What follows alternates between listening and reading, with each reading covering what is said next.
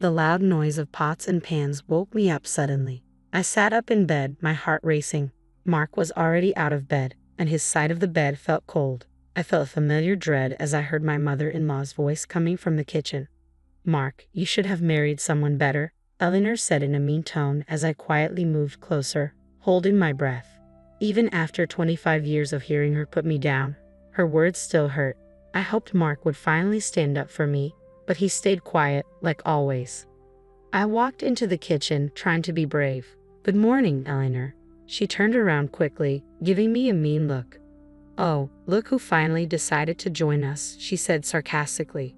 Before I could say anything, she started complaining about how I keep the house. She criticized everything from the dish towels to how I load the dishwasher. Mark kept busy with his coffee, avoiding my eyes, even though I was silently asking for his support.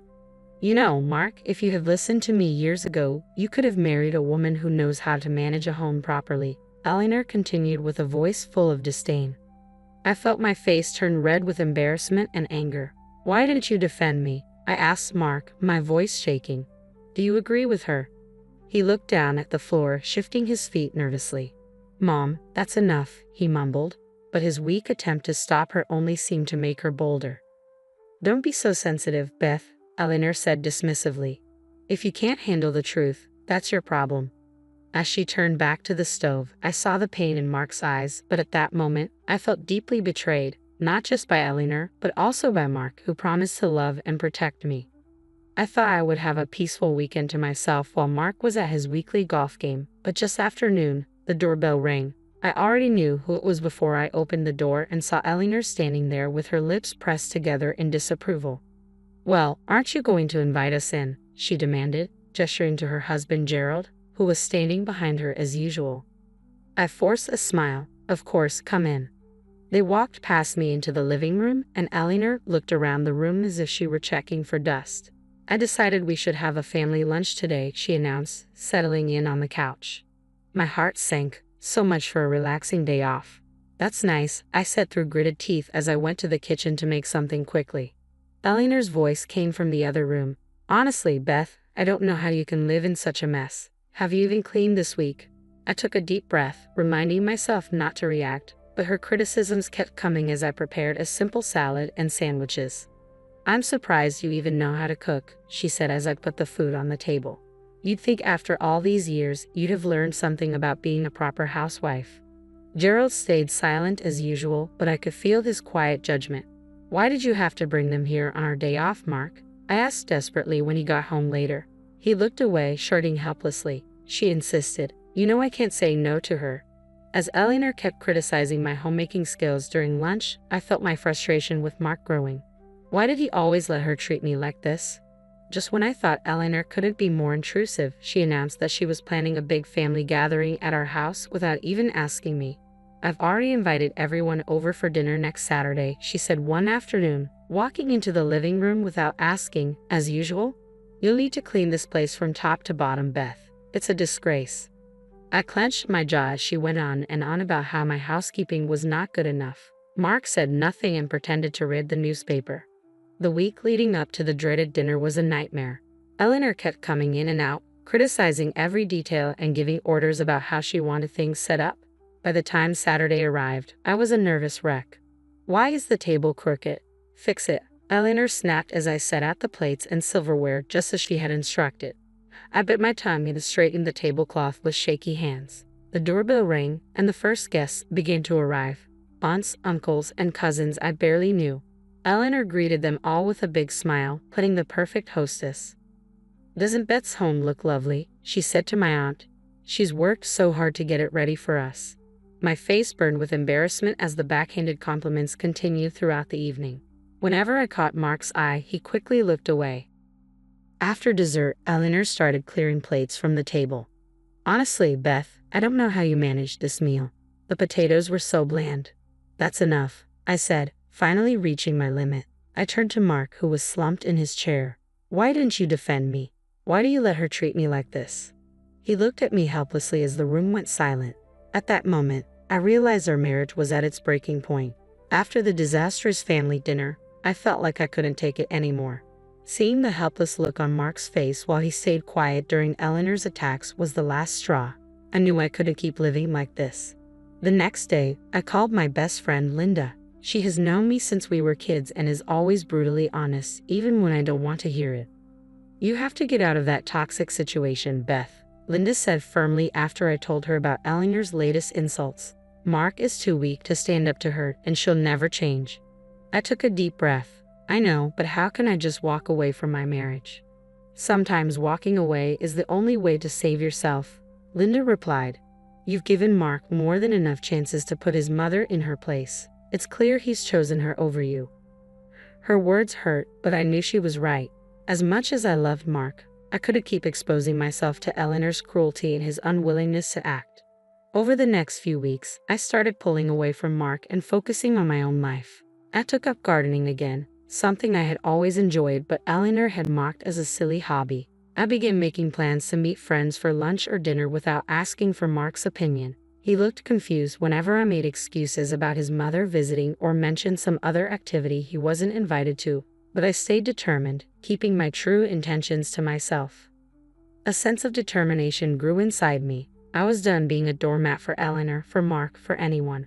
I deserved happiness, respect, and the freedom to live on my own terms. And that's exactly what I was going to do. With newfound resolve, I began taking steps to become independent. I opened a separate bank account and started putting a portion of my paycheck into it each month, keeping it a closely guarded secret from Mark and his parents. Whenever Eleanor would make another unannounced visit, I stayed polite but distant, no longer doing everything she wanted. If she criticized my housekeeping, I just shrugged it off. Her comments no longer hurt me. "What's gotten into you lately?" Mark asked one evening, his brow furrowed with concern. "You've been so different." I forced a smile. "Just reevaluating some things, that's all." I didn't explain any further. The more I pulled away, the more strained our interactions became. Mark seemed completely confused by my sudden aloofness. The once passive wife he knew slowly disappearing before his eyes. Good, I thought. Let him wonder. Let him realize I'm no longer the doormat he allowed his mother to walk all over. In truth, my mind was focused on bigger plans, finding a way to finally break free from Eleanor's toxic grip once and for all. With each paycheck I saved, that future came closer. I knew it would devastate Mark when I finally told him my plans. A part of me still loved him and hoped he might eventually find the strength to stand up to his mother himself. But I couldn't keep hoping for something that might never happen. I had to do this for myself. My new mantra became independence at any cost. The road ahead would be difficult, but I was determined to walk it alone if I had to. No more settling, no more suffering in silence. It was time to put myself first. With each paycheck I squirreled away, my secret savings account grew larger and eventually, it was enough to make my long-awaited move. One afternoon, I slipped out and met with a realtor, explaining that I needed to buy a small home just for myself.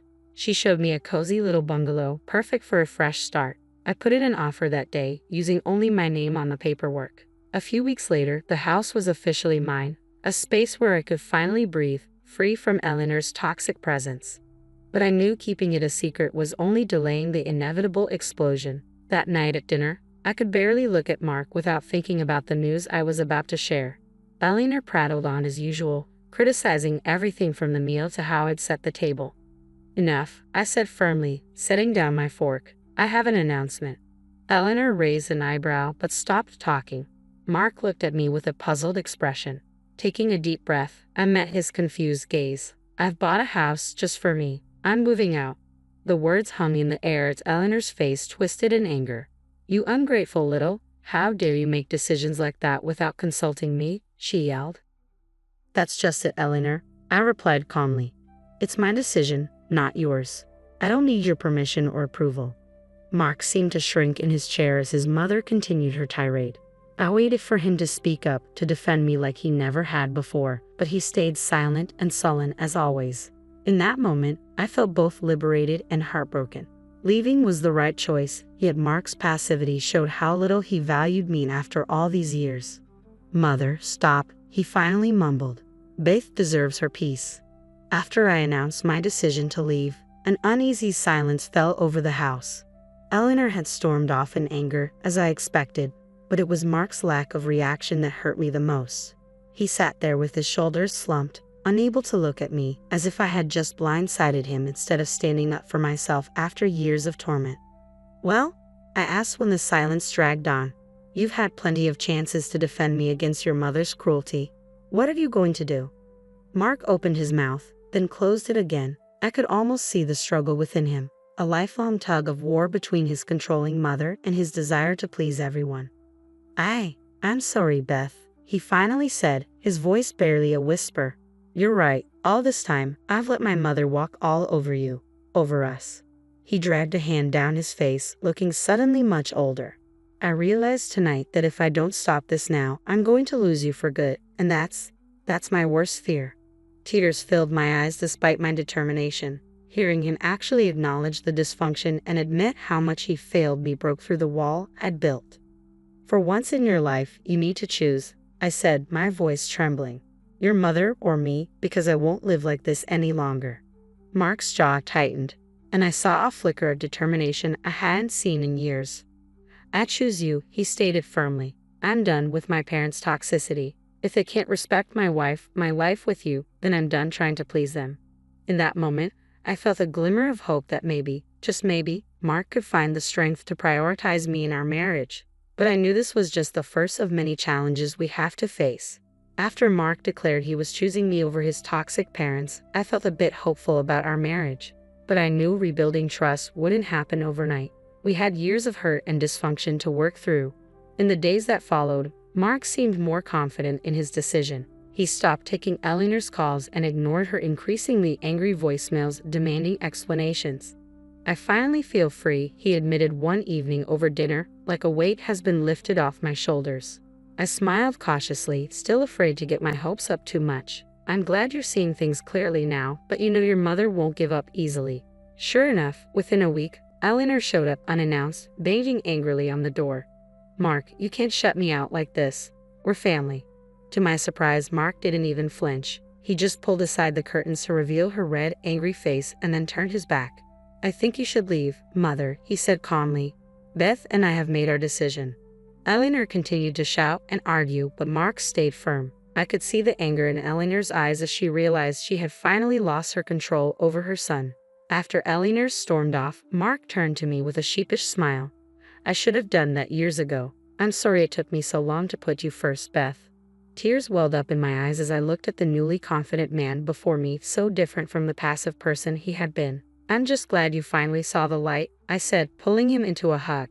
It would take time to fully regain my trust, but in that moment, I felt a deep sense of hope for our future. A future for just the two of us, finally free from Eleanor's toxic influence.